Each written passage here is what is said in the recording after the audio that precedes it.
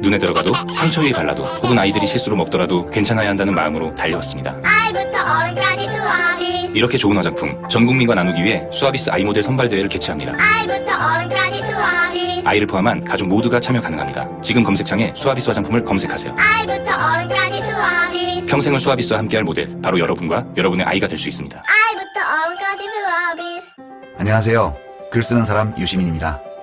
제가 이번에 국가란 무엇인가 개정판을 냈습니다. 국가란 무엇이며 또 훌륭한 국가는 어떤 모습이어야 하는지 어느 시점에서 그 답을 찾아봤습니다. 이제 우리는 촛불 다음을 상상해야 합니다. 그 고민 과정에 이 책이 함께하면 좋겠습니다. 국가란 무엇인가 개정판 도서출판 돌베개에서 펴냈습니다.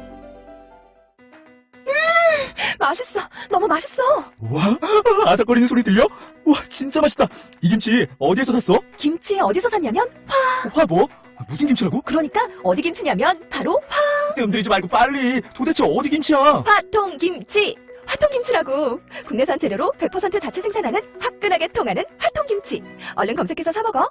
한글도 남보다 빨리 깨치고 참 똑똑했는데 갈수록 실력이 뒤처지는 것 같아 걱정이에요. 혹시 초등학교 교과서 본 적 있어요? 어려운 어휘가 너무 많아요. 학교에서는 어휘 개념을 하나하나 설명해줄 시간이 정말 부족하잖아요. 그럼 어떡하죠? 내 아이의 어휘만큼은 내가 책임져야죠. 어휘 공부의 정성. 초등어휘 3천, 초등어휘 5천. 검색창에 초등어휘 3천을 쳐보세요.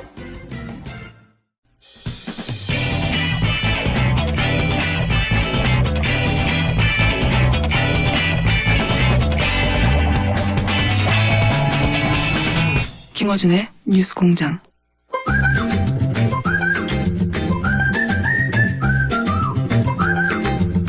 자, 이 시간은 어려운 이름 경제연구소죠? 이름을 바꾸세요, 앞으로. 어려운 이름 경제연구소. 그래서 어제 우리 조합원총회가 있었는데 특별 결의가 있었습니다. 김어준 총수가 네. 폴란이를 5번 외치고 시작한다. 그거 안 하면 출연 금지시킨다. 자, 어려운 이름 폴란이 어려운 이름 사회경제연구소. 자, 어려운 이름을 바꾸세요. 네, 칼은 빼세요. 그냥 폴란이만 하세요. 폴란이? 네. 폴로 할게요, 폴. 네, 폴 괜찮습니다. 폴 연구소 네, 괜찮습니다. 폴 연구소 소장님. 네. 오늘 주제는 뭡니까? 오늘은 정부가 어제 내수 활성화 대책이라는 걸 발표를 했죠. 근데 내수 그러면은 사실 소비하고 투자예요. 근데 네. 그동안 투자 활성화 대책은 무지무지하게 많이 발표했습니다. 다 규제 완화였고 그게 어떤 식으로 규제 완화가 이루어졌는지 우리는 봤죠. 기업들이 일하기 편하도록이라고 이제 말한 기업들만 좋은 네, 정책들이죠. 뭐 기업들한테도 좋은 정책을 쓰면 좋은데 어떻게 규제를 완화했는지는 요새 우리가 보는 거죠. 네, 삼성을 위한 규제였잖아요. 이런 거죠, 말하자면. 네, 그리고 이제 사실은 어제 발표한 건 소비 활성화 대책입니다. 김상조 그 소장님이 나오셔가지고 어제 네. 그런 말 하셨어요. 다른 모든 재벌과 삼성은 구분이 된다. 다른 모든 재벌은 정책이 나오면 거기 어떻게든 맞추려고 하거나 그런 과정에서 로비가 있는데 삼성은 맞추려고 하는 게 아니라 그 법안을 만드는 로비를 아예 해버려서 모든 걸 다 로비로 푼다고. 그렇죠. 네. 실제로 참여정부에서도 네. 이른바 개혁파로 불렸던 이 입각한 사람들이 잘린 게 다 삼성 관련이에요. 삼성의 힘이 그렇게 셉니까? 세죠. 그러니까 로비가 들어오고 실제 그 법안을 만드는 관료들이 네. 이 삼성 얘기라든가 뭐 물론 의견 수렴은 해야 되는데 그걸 어떻게든 반영을 해요. 법안에다. 근데 그거를 보통 사람 보면 몰라요. 그냥 봐서는. 근데 네. 그거를 아는 사람들 물론 이제 외부에서 지적을 해주면 그걸 이제 시정을 하려고 할 거 아니에요? 그럼 어떤 방식으로 해서 잘립니다. 로비를 어떻게 하길래? 그 노하우, 그래서 삼성과 다른 모든 재벌은 또 구분이 된다고 하더라고요. 그래서 관리를 하는 거죠. 평소에도 관리를 하고 예를 들어 제가 인수위에서 그때는 뭐 삼성은 아니고 재벌에 관한 얘기를 했더니 제가 나중에 얘기를 듣습니다만 그날 이 8개 언론사 경제부장이 모였대요. 그 정도요? 네. 삼성, 이게 일단 재벌의 힘이 강하다는 걸 알고 있었지만 그런 재벌 전체를 다 합친 것과도 다른 삼성만의 로비력은 그 상상을 초월한다고. 네. 이게 뭐냐면 모든 걸로 다 로비를 사실 푸죠. 전에 왜 그 떡값 네. 그 로비 사건 있었을 때 이게 대체로 뭐 검사들한테 500만 원 주는 거 아니에요. 네. 그거야 치사하게 500만 원 받고 이런 생각이 드는데 네. 사실 그건 삼성의 그 가족 안에 들어간 거잖아요. 그다음부터 보호를 받는 거예요. 거의 완벽하게 보호를 받는 거예요. 만약에 당신이 실제로 그 박영철 변호사, 삼성에서 일했던 변호사. 김영철. 김영철 죄송합니다. 김영철 변호사가 그 폭로가 이렇게 큰 화제가 됐죠. 삼성을 말한다를 통해서 나왔던. 그리고 이제 특검까지도 갔었는데 그때 나왔던 얘기 중에 하나가 소위 말하는 떡값이라는 게 우리가 생각하는 만큼 어마어마한 게 아니라 네. 무슨 명절이나 이럴 때마다 500만 원 이렇게 준다. 예. 500만 원으로 무슨 그렇게 영향을 발휘할까 했는데 그 신호라는 거죠, 신호. 예, 그 안에 들어가면 너는 이제 우리 삼성 가족이야. 이제 거부하면 넌 이제 아웃이야. 위험해지는 거죠. 네. 이 가족 안에 들어가는 순간부터 앞으로 향후 미래에 받게 될 혜택 같은 네. 거. 그런 게 머릿속에 쫙 들어온다는 예, 거죠. 검사 그만두면 김현장을 가든 뭐 삼성 법무팀에 들어가든 이런 것들이 보장이 되니까 알아서 이제 그다음부터는 움직이게 보호를 된다. 하게 되는 거죠. 공생관계입니다. 생각해라. 여하간 그래서 삼성 삼성은 모든 걸 로비로 다 풀어낼 수 있고 실제로 그래왔고 사실은 관료들이나 또는 정치가들이 자기 이 생각을 갖고 일한다면 그게 통할 일은 없죠. 500만 원 갖고 어떻게 다 넘어가겠어요. 500만 원이 중요한 게 아니라 이 신호라는 거죠, 신호. 예. 앞으로 더 큰 게 있다. 이런 신호. 어떻게 보면 보험 같은 거죠. 500만 원 받은 게 보험을 드는 것 같은 느낌을 준 거예요. 액수가 중요한 게 아니다. 내가 들어왔어. 눈에 띄었어. 이런 거잖아요. 그렇죠. 나 그러면 미래 보장 받은 거야? 이런 느낌인 거고. 예, 뭐 100%는 아니겠지만 대충은 다. 내가 조금 더 잘하면 그러면은 완전히 이너스쿨에 들어가는 건가? 이런. 예, 그렇게 되면 상위 0.1% 안에 들어간다고 봐야죠. 그럼 난 여생이 보장됐어. 뭐 이런 식의 느낌이. 네, 0.1%면 여성 보장 정도가 아니죠. 그래요? 저한테 연락 좀 주시죠. 분명히 연락할 겁니다. 저한테 연락 주시면은 저는 더 낮은 액수로도 불행하게도 예. 얘는 해봐야 안 된다고 하면 아예 접근을 안 해요. 접근 안 하는구나. 예. 자, 하여튼 그런 로비를 그런 로비가 통한 결과이기도 한 기업들의 어떤 불편사항을 풀어주는 거였죠. 예, 그게 사실 정부 정치의 전부였다고도 볼 수가 있고 또 하나의 정책이 뭐였냐면은 빚내서 집 사라였잖아요. 네, 그렇죠. 그래서 집값은 올라갔고 네. 가계부채가 지금 1344조까지 굉장히 위험하다. 예. 그러니까 지금 제가 오늘 할 얘기의 핵심은 이겁니다. 왜 소비가 줄어드냐? 예. 근데 이제 그러다가 드디어 내수 활성화라고 하는 이제 소비 활성화 대책을 낸 건데 지금 이런 대책은 안 나왔어 이때까지는. 아니요 나왔는데 이미 다 써먹었어요. 그래요? 개인 소비세를 인하해주고 그러니까 자동차 사면은 세금 인하해주고 이런 거 다 써먹었기 때문에 그때 이미 전태를 다 샀거든요. 제 말은 뭐냐면 내수 활성화를 전면으로 내세운 이런 식의 경제 활성화 정책은 일본이 이게 아니었거든요 대부분은. 그렇죠. 예, 소비 활성화 정책만 모아서 낸 건 이번이 처음입니다. 예. 네. 그래서 이제 그럼 이게 효과가 있냐 이런 얘기를 한번 해보죠. 네, 그 전에 원인으로 짚은 게 국내 정치의 불확실성, 미신 정부 출범 이런 거 그러죠. 이게 상관 있나요? 있죠. 국내 정치 불확실성이 뭐예요 도대체? 예. 이게 빨리 하야하셨으면 소비가 이렇게 줄지 않는다고요. 그러니까 정부 다 아는 거예요. 이게 재밌는 게 관계 장관회의를 열어서 이제 발표를 했는데 참석 때는 이제 겨우 경기부처가 다 막나대요. 그리고 마지막에 누가 있냐면 이현재 자유한국당 정책위의장. 아하. 이게 관계 장관회의가 발표할 때 이렇게 지금은 여당이라고 하기도 뭐한 예. 하나의 정당의 정치위의장이 예. 들어간 적이 없는데 이것도 참 재밌는 얘기입니다. 어쨌든 여당 권한 중지 상태 아닙니까 지금? 네, 세 가지로 돼 있는데 하나는 소비 심리 회복, 가계 소득 확충, 그리고 가계 자영업 부담 증감, 네. 부담을 갖다 줄여주는 이게 세 가지인데 대체로 부자들 소비를 늘리자예요. 핵심은. 왜냐하면 가난한 사람들은 보통 사람들은 네. 지금 가계부채에 짓눌려서 네. 소비를 늘릴 수가 없잖아요. 네. 가계부채가 없다고 많지 않다고 하더라도 예를 들어서 전세금을 올린다. 예. 저도 재작년에 2억 올려줬는데 그럼 어떻게 소비를 늘려요? 그렇죠. 거기에 다 들어가는 거죠. 예. 빚까지 지게 되는 거죠 거꾸로. 그러니까 사실은 소득이 없으니까 소비를 못하고 특히 하위 80%는 네. 하위 80%는 답니다. 네. 소득이 없는 데다가 이 부채가 있는 집 사기 위해서 부채를 진 사람 또 전세 사는 사람이나 월세 사는 사람들은 그게 너무 올라가니까 네. 소비를 줄일 수밖에 없는 거죠. 그렇죠. 예. 그런 상황에 지금 불황인데. 네. 그런데 이거를 해결하기 위해서 내수 활성화 정책을 내놨는데 그게 이제 실효성이 있는 건가? 근데 지금 가장 화제가 되는 거는 가족과 함께하는 날 네. 이라는 거죠. 금요일 4시 퇴근. 이거 직장인들한테 욕 많이 먹고 있어요. 왜 욕을 먹죠? 금요일 4시 퇴근하고 우리가 무슨 확실하게 4시 퇴근합니다. 그러니까 이제 다른 월요일부터 목요일까지 30분씩 일을 더 예, 하고. 예, 거기에 또 밑에 주처럼 달려 있어요. 네. 이게 4시에 퇴근한다 그러면 기업이 또 뭐라 그럴 거 아니에요. 네. 그러니까 주 해가지고 월요일부터 목요일까지 30분 더 일하고 네. 뭐 똑같은 거잖아요. 30분 더 일하기만 할 것이다. 대부분 그렇게 얘기하죠. 그러고 나서 아니 그게 만일에 우리나라가 6시 칼퇴근하던 사이였으면 이렇게 얘기하면 설득력이 있는데 네. 우리 이제 광고에도 나오잖아요. 막 퇴근 막 하고 부장이 가 그러니까 탁 일어났다가 부장이 그대로 있으니까 돌아갔잖아요. 그러니까 애초에 칼퇴근이 안 되는 사회인데 이거는 그냥 30분만 더 일하라는 얘기가 되는 거라고. 이게 직장에 일을 안 해보니까 이런 얘기를 하는 거라고 하죠, 이제. 사람들이. 그렇죠. 사실 공무원들도 이걸 만든 공무원들도 칼퇴근 안 하거든요. 보통 9시, 10시 퇴근해요. 굉장히 이상해요. 적용 대상이 없는 정책이 나온 거예요, 적용 대상이 없는. 이거는 일본 정책 그냥 뺏긴 겁니다. 아, 일본에서 이렇게. 예, 일본에서 금요일에 3시 퇴근이에요. 이런. 그러니까 아. 3시 퇴근, 야, 이건 너무해. 그러니까 4시 퇴근으로 해놓고 밑에 줄을 달아가지고 월화수목은 30분 더 하고. 그리고 실제로 이렇게 퇴근했다고 해서 소비가 과연 늘어날까? 네. 사실 소비는 가난한 사람들은 자기 소득의 100% 이상을 써요. 그러니까 네. 하위 10%는 105%를 써요. 빚져서 빚진 써요. 얘기고. 근데 상위 10%는 60%가 안 돼요. 네. 그냥 월 1억 벌었다고 생각해보세요. 그거 어떻게 다 써요? 아니, 줘보세요, 쓸 테니까. 월 1억 벌면. 네, 아주 특별한 분은 쓰십니다. 네. 그러니까 소비를 많이 늘리려면은 이렇게 못 쓰는 사람들 돈이 가난한 사람들한테 가면 다 써요. 그럴 수 있죠. 그래서 그게 케인즈 정책이에요. 제가 만든 게 아니라. 네. 그러니까 위에서부터 아래로 소득이 흐르면 네. 소비가 늘어납니다. 네. 그게 기본적인 원리예요. 그거는 아주 상식적인 이야기네요. 근데 정부는 지금 이 중간에 가계소득 확충 정책에 나오는 건 뭐냐면은 전세금 대출을 늘려주자는 거예요. 대출을 또 늘려주죠. 예. 그러니까 물론 이럴 전세금, 때마다 화가 나요. 전세금 돈을 더 빌렸으라는 거 아니에요? 예, 항상. 전세금을 내야 되는 사람한테는 좋은 소식 같지만 사실은 부채를 더 늘려서 미래의 소비는 더 줄어드는 거죠. 그러니까요. 지금 폭탄을 뒤로 돌리게 하는 거 아닙니까? 그렇죠. 네. 아니, 그러니까 이거는 사실은 통계를 보고 확정해서 얘기를 해야 되지만 아이디어를 얘기한다면 이런 겁니다. 전월세 2년 동결하면은 네.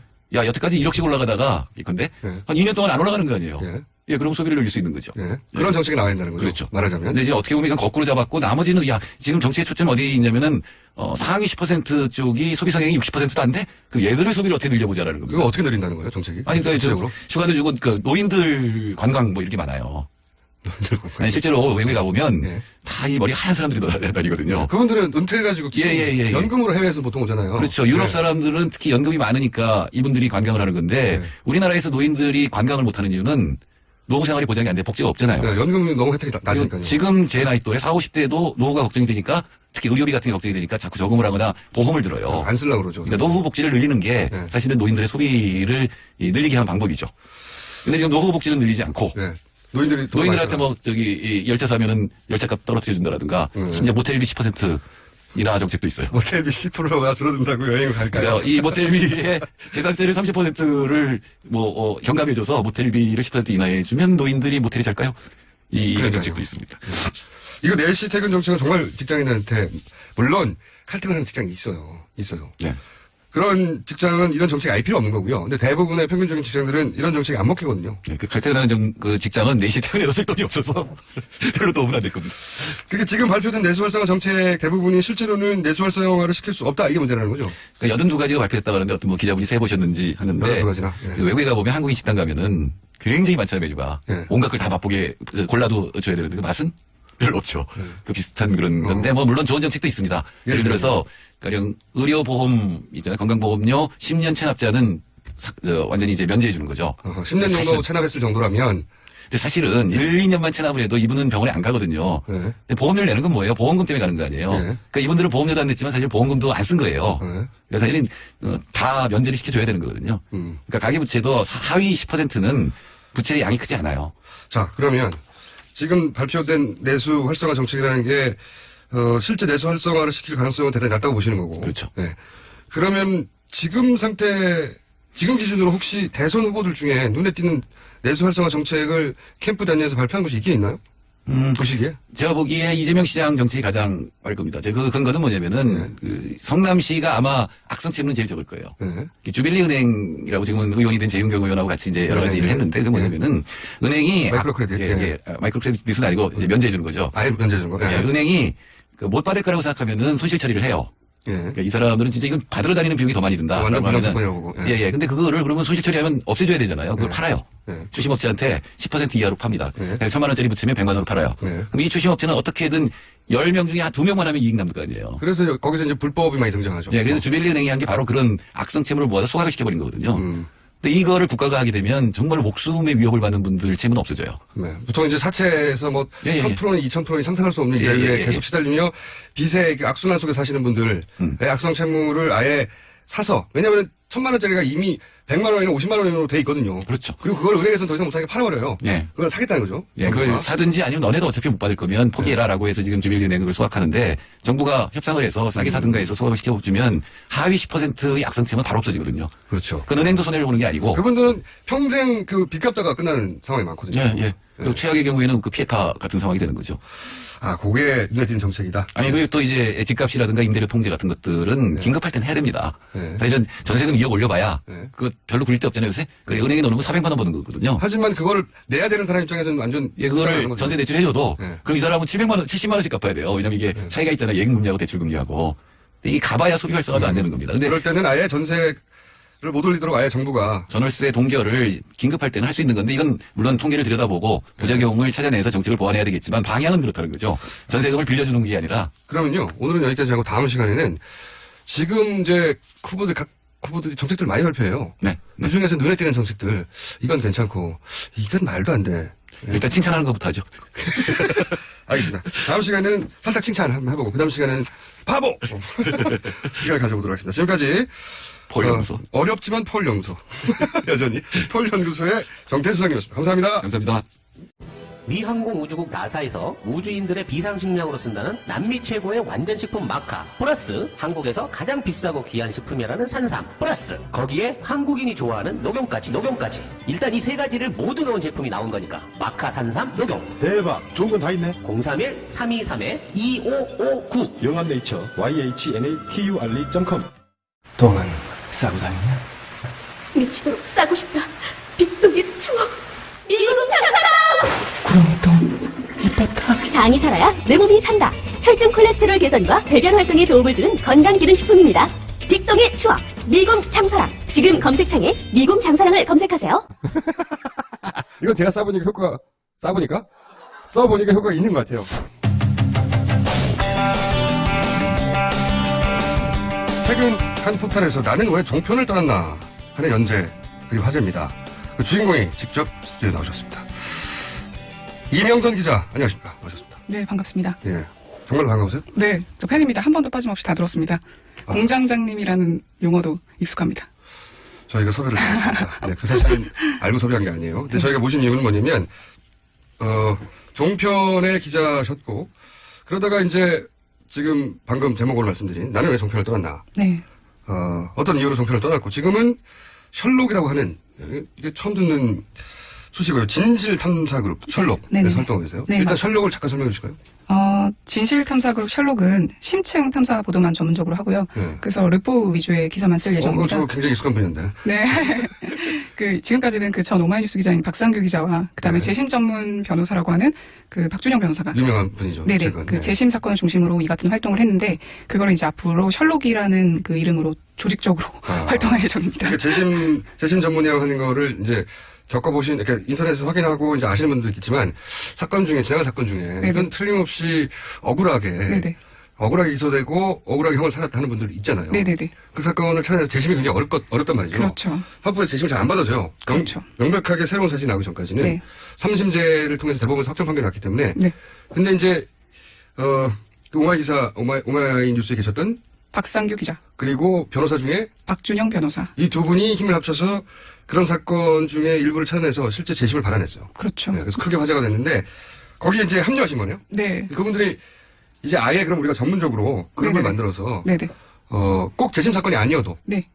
탐사 취재를 통해 가지고 진실을 새롭게 조망해보자. 네네네. 기존에 알려진 거는 다른. 네. 그래서 취재 기자뿐만 아니라 그래서 같이 활동하는 뭐 변호사들도 좀 있고 그다음에 전직 형사분도 함께 하실 예정입니다. 그래서 이제 셜록 홈즈에서 따온 셜록이군요. 네네. 저는 저를 털록이라고 그러거든요. 그럼 지금 후보에 이렇게 물망에 올라온 재수사나 재취재 대상이 어떤 거였습니까? 부산 이건 재취재죠, 기본적으로. 그렇죠. 뭐 부산 엄궁동 사건은 지금 박상규 기자가 취재를 하고 있고. 엄궁동 사건은 뭔가요? 자세한 건 그것이 알고 싶다에서 찾아보시면 되고요. 네. 그다음에 저 같은 경우에는 그 간첩 조작 사건 관련돼서 사건. 네. 지금 취재 중에 있고 아마 간첩 4월 조작 사건은 거슬러 올라가면 60년대부터 막 있잖아요. 제가 맡은 거는 83년도 사건이고요. 네. 네, 보상 청구와 관련돼서 좀 집중해서 다뤄볼 예정입니다. 그때 그렇구나. 다시 한번 불러주시죠. 알겠습니다. 하는 거 보고요, 오늘. 네. 오늘, 그런 진실탐사그룹, 셜록이라고 하는. 근데 이게 네네. 이제 회사의 형태가 아닌가 보죠? 셜록 그룹이라고 하는 거니까. 회사는 맞아요. 회사는 맞는데, 회사야 이름이 셜록이에요, 아예? 이게 언론사라고, 회사 이름이 셜록이고요. 그러니까 언론사라고 하기에도 조금 모호한 게 이렇게 변호사도 함께하고, 그렇죠. 조합이. 네, 그다음에 또 이제 전직 형사분들도 탐정이네, 탐정회사. 네. 사건에 개입을 하는 거죠, 사실상. 개입해서, 사실 이제 제가 종편에 있었을 때 기사만 툭 던지고 많은 게 좀 되게 많이 불편했거든요. 근데 저희 셜록에서는 하나의 사건을 좀 긴 호흡으로 끌고 가려고 합니다. 취재도 하고, 그것이 이제 법적인 문제가 있다면 변호사분이 나서서. 네네. 적극적으로. 보통 이제 일반 언론사는 취재를 하고 던지고 끝인데. 네네. 여기서는 취재를 하고, 그것도 이제 과거에 잘못 알려진. 네. 사건을 재취재를 하고, 거기서 문제점이 있다면 변호사가 나서 법적으로도 적극적 조치를 취하고. 그렇죠. 그래서 명예를 회복하기도 하고. 지금까지는 시민분들이 펀딩 금액을 정말 많이 모금해 주셔가지고요. 그래서 기사를 쓰면 거기에 이제 펀딩을 많이 해주시고 그 금액으로도 재판 준비 비용을 마련해서 무죄를 받아내고 그랬죠. 네. 사실 시민분들이 많이 참여를 해주신 결과라고 봅니다. 뭐라고 불러야 될까요? 일종의 사회적 언론사 같기도 하고. 그렇게 봐주시면 감사합니다. 사회적 언론사 같기도 하고.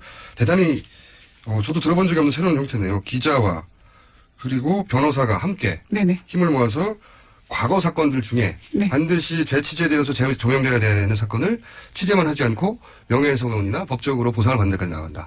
그렇습니다. 시민단체가 할 일과 언론사가 할 일과 그리고 이제 면변 같은 변호사 그룹이 할 일들 다 한꺼번에 합쳐서 하는 네. 놀라운 칭찬 좀 드렸고요. 감사합니다. 이게 새로운 개념입니다. 네네. 잘 되시길 바라고. 네. 오늘 모신 이유는 그러면 여기 후원을 하는 겁니까? 어떻게 형태죠? 다음 스토리 펀딩 페이지 들어가시면 네. 후원을 할 수 있는 방법이 자세히 나와 있습니다. 오케이. 네. 예. 일단은 후원을 통해서 운영을 하시는 거예요. 네. 예. 그런 의미에서는 또 시민단체 같기도 하고요. 네. 굉장히 특이한 조합이 나왔습니다. 우리나라에서만 가능한 조합인 것 같아요, 이건. 그런가요? 왜 외국에서는 왜 안 될까요? 들어본 적이 없어요. 각자의 전문 영역이 있고 기자들은 그렇게 해가지고 사후에 변호사하고 합쳐지거나 이럴 수는 네네. 있지만 같이 처음부터 움직이는 건 처음 들어봤어요. 이거 굉장히 바람직한 형태인 것 같고요. 자, 오늘 모신 이유는 한 가지 더 있습니다. 저희가 이제 이 나는 왜 종편을 떠났냐는 기사 연재글을 쭉 보다 보니까 떠난 이유 중에 종편의 편파성 네네. 때문에 떠났다 하면 사례를 든 것 중에 하나가 네. 2012년 대선 당시에 네. 정치부에 계셨는데 네, 정치부에 정확하게는 파견을 갔었습니다. 파견을 네. 대선 시즌이다 보니 네네. 그때 겪은 일이 네. 굉장히 큰 계기가 되었다. 계기 중에 하나였다고 말씀하셨는데 어떤 일을 겪었기 때문인지를 잠깐 설명해 주세요. 기사는 2012년 11월 말에 나갔으니까 대선 한 달 전이겠군요. 막바지네요. 네네네. 그때 문재인 후보가 그 2003년에 부산의 한 상가를 팔면서 네. 기준 시가보다 1억 원가량 낮은 가격으로 신고를 하는 네. 이른바 다운 계약서를 써서 세금을 탈루하려고 했다. 대선 후보 검증 나가게 기사처럼 됩니다. 보이는 건데. 예. 네, 그게 제 이름으로 나가게 됐는데 제 이름이라고 표현한 이유가 제가 이름도 쓰고 그다음에 얼굴도 나갔지만 제가 쓴 기사가 아니었습니다. 아, 그래요? 네. 보통은 그렇게 이름이 나가면은 그 이름을 쓴 기자가 취재를 하고 영상을 따고 그런 다음에 그거를 보도국장이나 편집회를 거쳐서 네네. 그러면 네가 취재했으니까 네 이름으로 나가서 보도를 해 이렇게 되는 거잖아요. 그렇죠. 그게 당연한 거고 기본 원칙인데, 네. 그러니까 일단 예를 들어 제가 기사를 두 개 쓰면 하나는 제가 있고 하나는 다른 기자를 줍니다. 네, 그래서 그럴 그걸 수 있죠. 목소리를 빌려달라고 표현을 하거든요. 네. 근데 보통 이런 게 이제 싫을 때도 좋을 때도 있는데 이 기사 같은 경우에는 조금 사실 확인이 좀 당장 할 수 없는, 사실 확인은 당장 할 수 없는 상황이었거든요. 그래서 부산에 제가 가서 직접 취재를 하는데 일단 그 핵심 증거라는 이 계약서가 없어가지고 네. 뭘 취재를 할 수가 없었어요. 본인이 취재하지 않았는데도 기사가 나와버린 거예요? 이렇게 결과가 적으로는? 그렇죠. 이제 제가 취재를 거부했었는데 이제 위에서는 시키는 대로 해라. 그래서 그러면 몇 기사가 번 먼저 찍어갖고. 나오고 아니요. 그 기사를 한 4시쯤에 올라온 걸 예. 제가 보고 읽고 제작을 해야 되잖아요. 그걸 저한테 맡긴 거죠. 기사는 이미 쓰여 있고 방송 기사라는 건 이제 영상도 붙여야 되고 기자 목소리도 입혀야 되니까 네. 그 과정을 저한테 맡긴 거죠. 예. 근데 저는 그게 부당하다고 생각해서 안 하겠다라고 했고 근데 위에서는 그냥 해라. 아, 이게 팩트 체크가 안 됐는데 네네네네. 이 이름을 달고 나가는 기사인데 네. 내가 기자로서 팩트 체크가 전혀 안 됐는데 네. 그냥 이름만 빌려달라고 한 상황이었던 거고. 그렇죠. 대리 읽기를 한 거죠, 사실상. 그럼 이 기자처럼. 기사가 애초에 누구에 작성됐는지도 모르고. 아마 이름은 있죠. 그러니까 저도 누가 썼는지는 알지만 실질적으로 누가 썼는지는 알지만 왜 그렇게 단정적으로 확신을 갖고 썼는지는 모르죠. 그분도 누군가의 지시를 받은 건지 아니면 본인이 진짜 확신을 해서 밀어붙인 건지는 저로서는 알 수 없습니다. 그러니까 핵심 골자는 당시 이제 문재인 후보가 다운 계약서를 썼다, 세금 탈루 의혹이 있다 이런 네네. 기사가 나갔는데 그거를 본인 이름으로 나가도록 되어 있었는데 네네. 그런데 이제 민감한 시기고 하니 정치부에서 이 기사를 본인의 이름으로 그리고 본인의 얼굴과 목소리로 내보내려면 당연히 기본적인 팩트 체크를 해야 되는데 그렇죠. 팩트 체크를 하려고 했더니 다운 계약서 자체가 없더라. 검인 계약서가 있어야 확인을 할 수가 있는데 그렇죠. 제가 검인 계약서가 없다 보니까 확인할 수가 없잖아요. 네. 그러니까 그냥 주는 대로 받아서 읽을 수밖에 없는 상황인 거죠. 그래서- 그게 불만이었던 거죠. 그러니까 의혹은 제기할 수 있습니다. 언론사로서. 그렇죠. 근데 이건 당장 오늘 내보내야 될 사안이 아니었거든요. 제가 봤을 때 좀 네. 충분히 기간을 갖고 취재할 만한 거였는데 너무 무리해서 진행을 했고 결국에 나가게 됐습니다. 다음 날 이제 난리가 났죠. 야당 여당이 서로 이제 브리핑을 했는데 피해는 당연히 야당이 봤습니다. 그러니까 일단 이 얘기가 계속 언론을 통해서 뿌려졌기 때문에. 그렇죠. 네. 그런데 그 첫 출발이 된 기사를 본인의 이름으로 내보냈는데 정작 본인은 그 계약서를 만져본 적도 없는 거죠. 네, 단 한 번도 없죠. 그러면 이걸 취재한 기자가 계약서 내가 확보했다고 줄 수도 있잖아요. 만약에 확보했다면. 일단 아침부터 그냥 제가 부산에 갔기 때문에 네. 그 다운 계약서를 줄 겨를도 없었고. 실제 이게 다운 너무- 계약서가 존재하는 거는 나중에 확인됐나요? 네, 이게 사실 관계는 이 문 후보가 그 법원 앞에서 이제 사무실을 차렸는데 갑자기 검찰이랑 법원이 다른 곳으로 이사하는 바람에 네. 한 1억 원가량 싸게 네. 팔게 됩니다. 네. 근데 그러니까 싸게 판 건 맞는 사실이죠. 네. 근데 세금 탈루를 할 목적으로 한 게 아니라는 거죠. 아, 네. 사실 일부 사실과 사실이 아닌 게 뒤섞여 있는 기사였군요. 네. 근데 문제가 된 거는 이걸 너무나 단정적으로 다운 얘기를 했다는 계약서라고. 거고, 그러니까 그런 의혹 제기를 좀 중립적으로 제기를 했어야 되는데, 이제 그 당시에 이제 앵커도 너무 분명한 톤으로, 어떻게 이렇게 다운 계약서를 쓸 수가 있느냐. 네, 민정수석실에 있으면서 여러 사람들 모가지를 날렸는데, 당신 어떻게 돌을 던질 자격이 되겠냐, 이런 얘기를 했었거든요. 그런 멘트가 나와요. 아예. 네. 그러니까 이거는 이 기사가 나중에 확인해보니 싼 건 맞는데 이유는 다른 거였는데, 네네. 근데 요 싸게 팔았다는 이유 그거를 다운 계약서로 확정한 다음에 관련 멘트들이 다 나갔고 그걸 정작 읽는 기자는 확인하지 못했는데 그냥 읽으라고 했다. 그렇죠. 네. 근데 이게 관행적입니다. 아, 관행적이요? 네, 저뿐만 아니라 아마 제 짐작컨대 제 동료 기자 절반 이상이 경험했을 겁니다. 본인이 원하지 않는 기사를 대리 읽는 거죠. 대리 읽는데 본인은 정작 그걸 확인할 시간이나 확인되지 않은 사실인 채로 읽게 되는. 그렇죠. 제일 심한 게 북한 기사입니다. 사실 북한 같은 경우에는 뭐 사실 확인이 거의 불가능하잖아요. 그렇죠. 네, 그렇기 때문에 참 난감하죠. 어딘가에서 만들어진 기사를 읽기만 하는 거군요. 누군가 어떻게 썼는지는 잘 모르지만, 네, 그러다 보니까 저도 몇 번 읽었었고, 뭐 북한 마약 심각성 이런 건 제가 취재할 방법이 없지 않습니까? 네, 그런 것들도 어디서 나올 거예요, 그런 기사는 도대체? 저도 잘 모르겠습니다. 아니, 그 종편에 있는 기자들이 북한에 가서 취한 게 아니잖아요. 그렇죠. 좀 민감한 얘기입니다. 민감한 얘기예요. 네. 그러니까 대북 관련 뉴스가 특히 그렇고 또 이렇게 정치적으로 이제 꼭 문재인 후보뿐만 아니라 이렇게 야당 당시에 당시 대선에서는 이제 양자 대결이었으니까 거의 야당 후보에 대해서 불리한 기사가 나올 때 이렇게 확실하게 확인되거나 팩트 체크가 끝나지 않았는데 담당 읽게 되는 기자가 그걸 기정사실로 하고 그다음에 후속으로 이어지는 그 코멘트 앵커의 코멘트가 그걸 기정사실로 한 채 코멘트를 해버리고 그게 이제 확 퍼져나가고. 네. 확 퍼져나간 다음에는 당연히 이제 여당에서는 관련 성명이 나오고. 그렇죠. 그럼 야당에서는 뭐 부인하거나 해명해야 되는 상황이 되고. 그렇죠. 그렇게 되면서 계속 문제가 되는 거죠. 그 문제. 근데 정작 그걸 읽었던 본인은 뭐라고 말을 할 수가 없는 상황이 돼버리고. 근데 더 황당한 거는 이게 경고를 받았다는 걸 제가 한 달 전에 알았습니다. 그러니까 저조차도 제 이름이 나가고 얼굴이 나갔지만 이게 이렇게 문제가 됐던 기사라는 걸 최근에 이 연재 글을 쓰려고 준비하는 과정에서 알게 됐습니다. 그러니까 황당한 거죠. 그러니까 저는 결국에 이름만 빌려준 거란 생각이 들더라고요. 자, 오늘은 저희가 맛배기입니다, 맛배기. 네, 저희가 이제 왜냐면 이명선 기자님을 저희가 글로만 접했지 방송을 잘할 수 있는 분인지 확인이 안 돼가지고 오늘 확인을 해보니까 괜찮네요. 감사합니다. 네, 그래서 셜록과 연계된 코너를 하나 만들지 이명선 기자님을 단독으로. 왜냐면 저 바로 이어지는 코너가 이제 황교안 선생님 나오는 코너인데 별로 재미도 없고 또 이상 그래가지고 개편할까 생각 중인데 오늘 여기까지 할게요. 네. 굉장히 중요한 이야기였습니다. 네. 셜록의 이명선 기자님이었습니다. 네, 감사합니다. 또 뵙겠습니다. 감사합니다.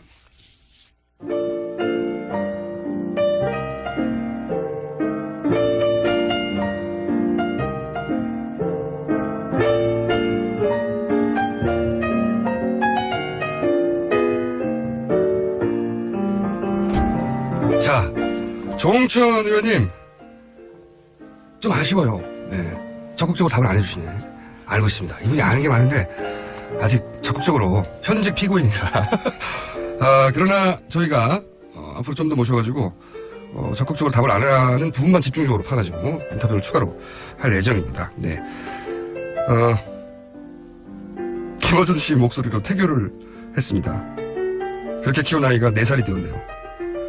애가 키우기가 힘듭니다. 제 잘못인가요? 네. 아이가 똑똑하긴 한데 상당히 키우기가 힘듭니다라는 문자가, 항의 문자가 나왔습니다. 8356분, 하시는 분. 네. 죄송합니다. 네, 여기까지 하겠습니다.